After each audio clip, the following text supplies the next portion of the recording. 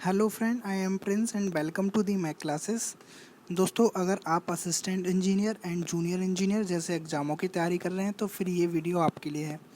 दोस्तों, जैसा कि हम फ्लूइड मैकेनिक्स को डिस्कस कर रहे थे, ये फ्लूइड मैकेनिक्स का फ्लूइड प्रॉपर्टी से पार्ट नंबर 4 है। अगर आपने part number 1 and part number 2 and part number 3 अगर अभी तक नहीं देखा है तो प्लीज़ आपसे रिक्वेस्ट है उनको जा कर के देख लें। ये सारे के सारे लेक्चर बहुत ज़्यादा इम्पॉर्टेंट होने वाले हैं इन एग्ज़ामों के लिए, ठीक है। तो दोस्तों, अगर आपको कोई डाउट आता है तो आप हमें दो तरीके से मिल सकते हैं। पहला तरीका, आप हमें कमेंट सेक्शन में जा कर के कमेंट कर सकते हैं, और दूसरा तरीका, आप हमें टेलीग्राम ग्रुप में ज्वाइन कर सकते हैं।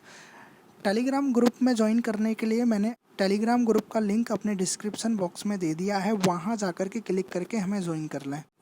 दोस्तों, आपसे रिक्वेस्ट है कि अगर आपको वीडियो पसंद आया करे तो प्लीज़ लाइक ज़रूर किया करें, और अगर आप मेरे यूट्यूब चैनल पर पहली बार आ रहे हैं तो प्लीज़ जा कर के सब्सक्राइब कर लें एंड अपने दोस्तों के साथ शेयर ज़रूर कर दें। तो चलिए दोस्तों, बिना टाइम बर्बाद किए अब चलते हैं आगे। देखिए दोस्तों, ये एक इंजीनियरिंग सर्विस का क्वेश्चन है। जैसा कि हम क्वेश्चंस से बहुत सारी चीज़ें सीख रहे थे, वैसा ही हम इस वीडियो में भी करेंगे, ठीक है। ये कई बार पूछ लिया गया क्वेश्चन है और असिस्टेंट इंजीनियर में भी कहीं ना कहीं पूछा हुआ क्वेश्चन है, तो इसको ध्यान से देखिए। इसमें असर्शन दे रखा है और रीज़न दे रखा है। तो असर्शन में देखिए, इसने बोला है इन fluid the rate of deformation is more important then the total deformation itself. अब देखिए, मैं हिंदी में बता देता हूँ, रेट ऑफ डिफॉर्मेशन ज़्यादा इम्पोर्टेंट है देन टोटल डिफॉर्मेशन के। ये सही बात है। रेट ऑफ डिफॉर्मेशन हमारा क्या होता है, D theta upon D T. इसको बोलते हैं रेट ऑफ डिफॉर्मेशन, इसी को बोलते हैं रेट ऑफ शेयर स्ट्रेन, और इसी को बोलते हैं, ये बराबर होता है D U upon D T के, यानी कि इसको बोलते हैं वेलोसिटी ग्रेडियंट। तो ये ज़्यादा इम्पॉर्टेंट है देन टोटल डिफॉर्मेशन। देखो, टोटल डिफॉर्मेशन सॉलिड के केस में इंपॉर्टेंट है, लेकिन फ्लूइड के केस में रेट ऑफ डिफॉर्मेशन ज़्यादा इंपॉर्टेंट होता है। तो आप यहाँ याद रखेंगे, तो इसलिए इसका असर्शन जो हो जाएगा वो एकदम सही हो जाएगा, ठीक है। अब देखिए, रीजन देखते हैं। रीजन में बोला है a fluid continue to deform so long as the external force are apply. जैसे हम एक्सटर्नल फोर्स अप्लाई करते हैं तो हमारा फ्लूइड क्या डिफॉर्म होना स्टार्ट कर देता है, डिफॉर्म कंटिन्यूस डिफॉर्म होता है। तो ये बात सही है, फोर्स लगेगा, शेयर फोर्स अगर अप्लाई होगा तो फ्लूइड हमारा डिफॉर्म होगा ही होगा। तो यानी कि हमारा रीज़न भी सही है। तो देखिए दोस्तों, अब देखना है हमको क्या रीज़न असर्शन का सही एक्सप्लेनेशन है। तो आप इसको बीच में क्या लिखें, आप यहाँ पे बिकॉज लिखें, और बिकॉज लिखने के बाद इसको कनेक्ट करने की कोशिश करें। अगर कनेक्ट होता है तो आपका आंसर ए हो जाएगा, अदरवाइज इसका आंसर बी हो जाएगा, ठीक है। तो यहाँ पे देखो, मैं दोबारा से रीड करता हूँ। फ्लूइड में रेट ऑफ डिफॉर्मेशन ज़्यादा इंपॉर्टेंट होता है, क्योंकि फ्लूइड कंटिन्यू डिफॉर्म करता है जैसे जैसे हम एक्सटर्नल फोर्स अप्लाई करते हैं। हाँ, ये सही बात है, इसका करेक्ट एक्सप्लेनेशन भी है, जैसा कि आपको फील भी हो रहा होगा।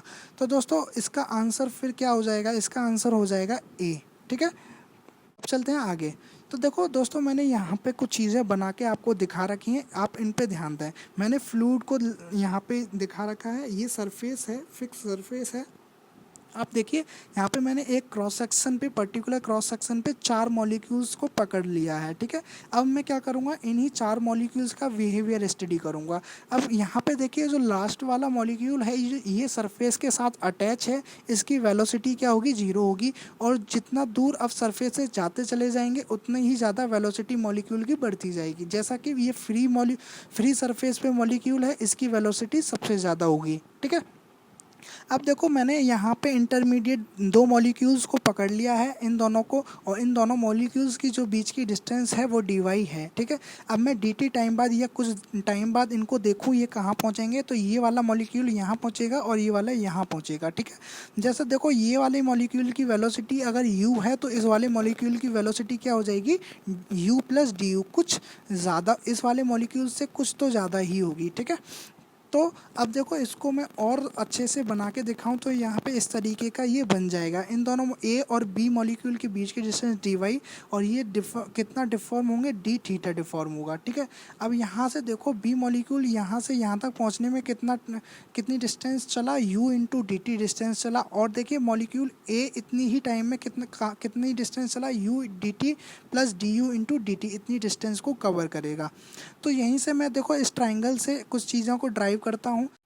तो यहाँ पे मैंने टेन थीटा को लिया है, टेन डी थीटा कितना हो जाएगा, D U into D T divided by D Y. तो यहाँ पे देखो मैंने यहाँ ऐसे लिख लिया है। अब स्मॉल एंगल के लिए, स्मॉल डिफॉर्मेशन के लिए यहाँ पे क्या हो जाएगा, डी थीटा। तो ये डी थीटा किसके बराबर हो जाएगा, D U into D T upon D Y, ठीक है। अब इसको अगर मैं और सिंप्लीफाई करूँ तो ये हो जाएगा D theta upon D T is equal to D U upon D Y. अब देखो यहाँ पे D theta upon D T को क्या बोलते हैं, रेट ऑफ डिफॉर्मेशन या फिर रेट ऑफ शेयर स्ट्रेन बोलते हैं, ठीक है। और D U upon D Y को क्या बोलते हैं, वेलोसिटी ग्रेडियंट, ठीक है। अब ये दोनों बराबर हैं तो रेट ऑफ शेयर स्ट्रेन बोल लो, चाहे रेट ऑफ डिफॉर्मेशन बोल लो, चाहे वेलोसिटी ग्रेडियंट बोल लो, तो तीनों टर्म एक ही हैं। अगर क्वेश्चन में आपको कोई सा भी टर्म देखने को मिलता है तो आप घबराइए नहीं, इन्हीं में से किसी जो भी आपको टर्म दिया हुआ है उस पर टिक कर दीजिए, आपका आंसर सही होगा। तो चलिए दोस्तों, आपने देखा यहाँ पे रेट ऑफ डिफॉर्मेशन ज़्यादा इम्पॉर्टेंट है ना कि डिफॉर्मेशन खाली, ठीक है। फ्लूइड के केस में आप याद रखेंगे रेट ऑफ डिफॉर्मेशन इम्पॉर्टेंट होता है और सॉलिड के केस में सिर्फ डिफॉर्मेशन इम्पॉर्टेंट होता है, क्योंकि वहाँ पे कंटिन्यू डिफॉर्म नहीं होता है, यहाँ पे कंटिन्यूस हमारा फ्लूइड डिफॉर्म होता रहता है। तो इसलिए तो आई होप आपको ये चीज़ समझ में आई होगी। तो चलिए दोस्तों अब आगे चलते हैं। अब देखिए इस क्वेश्चन में न्यूटन्स लॉ ऑफ विस्कोसिटी को पूछा है। हमने न्यूटन्स लॉ ऑफ विस्कोसिटी काफ़ी टाइम कवर कर लिया है, आप पिछले वीडियो इसलिए जा कर के देख लें, सारे के सारे वीडियो हमारे इम्पॉर्टेंट हैं, ठीक है। यहाँ पे क्या होता है, न्यूटन्स लॉ ऑफ विस्कोसिटी क्या होता है, tau is equal to mu into D U upon D Y, ठीक है। अब यहाँ पूछा क्या है इसने, Newton's law of viscosity relates किसके साथ कर रहा है, देखो अगर शेयर स्ट्रेस और ये क्या है वेलोसिटी ग्रेडियंट, इन दो पे डिपेंड कर रहा है। देखिए दोस्तों फिर क्या आपका आंसर क्या हो जाएगा, आप एक एक करके पढ़ लीजिएगा। ऑप्शन ए को देखो, velocity gradient and rate of shear strain, मैंने आपको बताया था ये दोनों टर्म एक ही हैं, तो आपका आंसर ए नहीं होगा, आप आंसर बी पे, अब बी पे आ जाइए।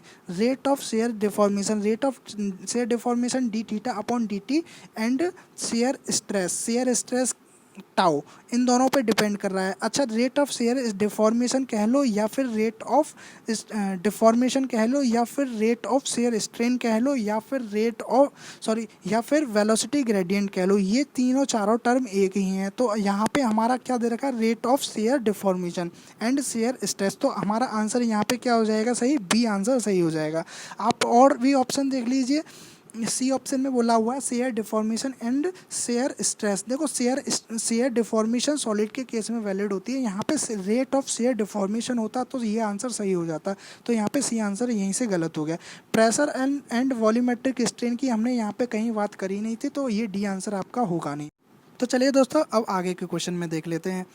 इस क्वेश्चन में लिस्ट 1 को लिस्ट 2 के साथ मैच करना है। इस तरीके के क्वेश्चन को करने के लिए मैंने आपको इजी ट्रिक बताई है, जिससे आपकी एक्यूरेसी भी अच्छी होगी और क्या होगा, आपके गलत होने के चांसेस कम हो जाएंगे। तो आप यहाँ पे इस तरीके से ABCD लिख लें पहले, फिर आप क्वेश्चन को सॉल्व करें। देखो लुब्रिकेशंस, इसमें पहला देखो लिस्ट 1 में पहला देखो लुब्रिकेशन। अब लुब्रिकेशन यहाँ पे आपके माइंड में एक ही चीज़ आनी चाहिए, लुब्रिकेशन में क्या हो सकता है, सिर्फ रेजिस्टेंस के, या तो ये रेजिस्टेंस यानी कि विस्कोसिटी के बारे में ही बात कर रहा होगा। लिस्ट 2 में आप देख सकते हैं अगर विस्कोसिटी टर्म कहीं है तो आंसर इसका विस्कोसिटी हो जाएगा। जैसे कि यहाँ पे थर्ड दे रखा है विस्कोसिटी, तो आंसर थर्ड हो जाएगा। अगर आपको कोई कन्फ्यूजन कहीं लगता है तो आप उसको पहले स्किप कर दीजिए, उसके ऊपर आप लास्ट में आइए, ठीक है। जैसे कि अगर आपको पता नहीं चल रहा हो लुब्रिकेशन का क्या हो सकता है तो आप अभी छोड़ दीजिए, हम इसको बाद में भी डिस्कस कर लेंगे, ठीक है।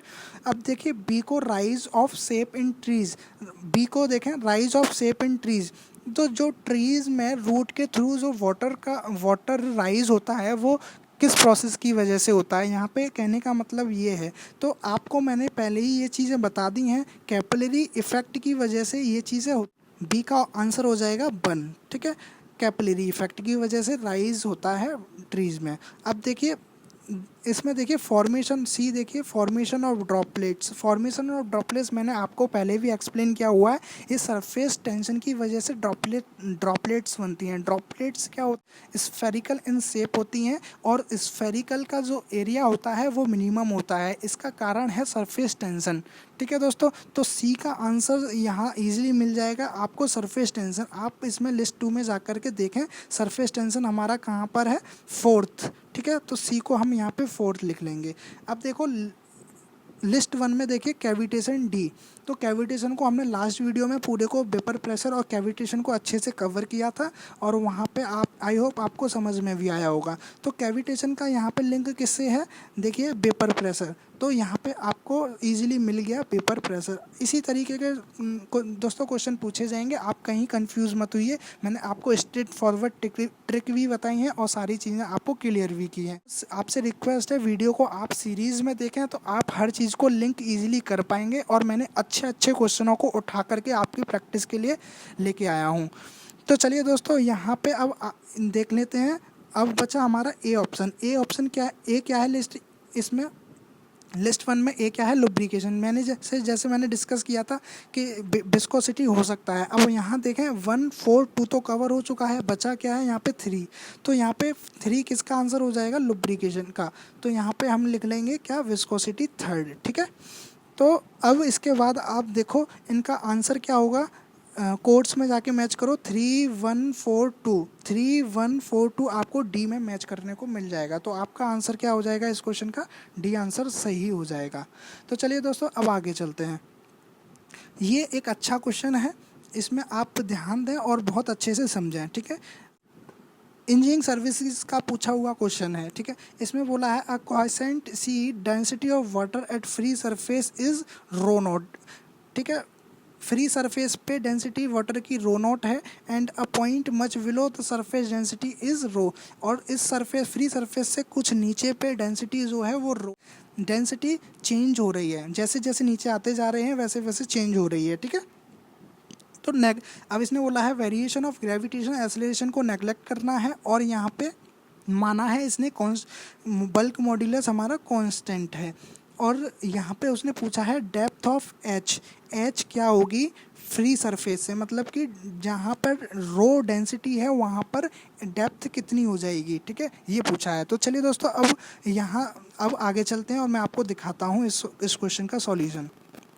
देखो हम जानते हैं क्या, एक चीज़ जानते हैं, बल्क मॉड्यूलस हमारा उसने बोला भी था, बल्क मॉड्यूलस डेंसिटी, इन चीज़ों का उसने यूज़ किया था। तो वहीं से आपके माइंड में एक ही चीज़ आनी चाहिए, बल्क मॉड्यूलस का formula in term of density. ठीक है, अब बल्क मॉड्यूलस ये भी मैंने आपको सब एक्सप्लेन कर दिया है। प्लीज़ आपसे रिक्वेस्ट है, इसलिए आप सारी वीडियोज़ को सीक्वेंस में देखें। अब मैं इस डेंसिटी को यहाँ इस साइड में लेके आ जाता हूँ और के को नीचे, जैसे कि मैंने यहाँ लिख रखा है। अब ये मैंने रो जी डी एच क्यों लिखा है, क्योंकि ये प्रेशर है। चेंज इन प्रेशर हमारा क्या होता है, रो जी इंटू डी एच। ठीक है, आई होप आपको ये पता होगा। तो चलिए दोस्तों अब यहाँ समझते हैं, जैसे कि उसने क्वेश्चन में बोला था फ्री सरफेस पे हमारी डेंसिटी रो नॉट है और उससे कुछ नीचे जा कर के जो डेंसिटी है वो रो है। अब मैंने मान लिया यहाँ पे फ्री सरफेस पे जो हमारी हाइट है वो 0 है और जब यहाँ पे रो पर आएंगे तो हमारी जो डेप्थ हो जाएगी वो एच हो जाएगी। मतलब डेप्थ हमारी कैसे चेंज हो रही है, 0 to h। डेंसिटी हमारी कैसे चेंज हो रही है, रो नॉट टू रो। तो यहाँ पे हम इसको इंटीग्रेट करेंगे, लिमिट लगाएंगे हम rho naught to rho and 0 to h। यहाँ पे हम लिमिट पुट करेंगे और इसको इंटीग्रेट कर देंगे। इंटीग्रेशन के बाद हमारी जो h नहीं वो आ जाएगी k/g into 1 rho naught minus 1 rho. चलिए दोस्तों इसको देख लेते हैं किस ऑप्शन में ये मिल रहा है। तो दोस्तों देखो आपको ये सी में आपको मिल जाएगा k/g 1 रो नॉट माइनस 1 रो। तो दोस्तों यहाँ पे सी आपका ऑप्शन सही हो जाएगा। आई होप ये आपको अच्छा भी क्वेश्चन लगा होगा और आपको समझ में भी आया। तो दोस्तों इस वीडियो में इतना ही। आपको ये वीडियो कैसा लगा आप हमें कमेंट में ज़रूर बताएं।